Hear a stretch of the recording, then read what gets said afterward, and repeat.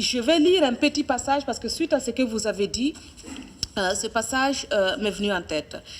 C'est l'importance de l'éducation, vous avez aussi insisté là-dessus.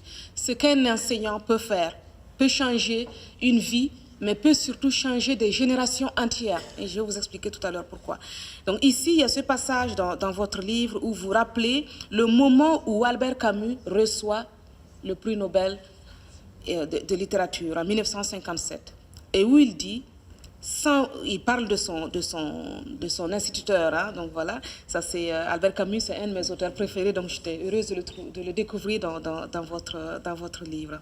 Donc les instituteurs aiment leur métier, parce que ça c'est vous qui le dites, et c'est vrai, parce qu'ils ont conscience de leur rôle. Mais enseigner peut être aujourd'hui un métier dangereux. L'école n'est plus un sanctuaire, ce lieu protégé de la fureur du monde. Il est loin le temps où le maître, auréolé de son prestige et de son autorité, protégeait les enfants et leur inculquait le savoir dans le respect de l'histoire et des valeurs transmises, et incarnait aussi une promesse d'ascension sociale.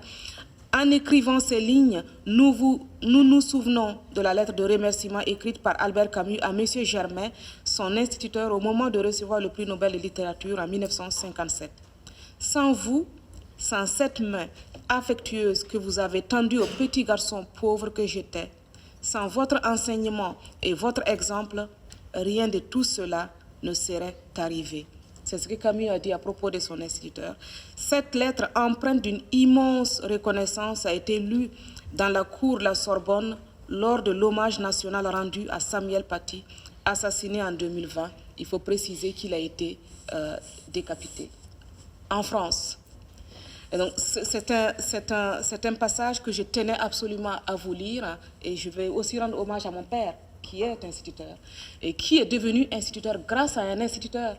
Donc il gardait, il chassait les bêtes qui venaient détruire les semences dans le petit village où il est né au Burkina Faso, où il n'y avait ni électricité ni eau courante.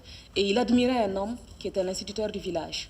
Et à l'âge de 10 ans, il est allé à l'école primaire et il a parlé à l'instituteur qui lui a dit « Bien sûr que tu peux venir ». Et c'est comme ça qu'il a appris à lire et à écrire. C'était son héros. Et c'est pour ça qu'il est devenu instituteur. Et c'est pour ça que moi, je peux m'exprimer en français, que je sais lire et écrire et que je suis ici. Et donc voilà, ça c'est tout un changement qui ne s'est pas arrêté seulement à un seul homme, mais qui est allé à travers plusieurs générations. Et c'est pour ça que je suis une mère qui peut transmettre certaines valeurs. Et donc nous devons nous battre pour chacun d'entre nous, pour l'éducation.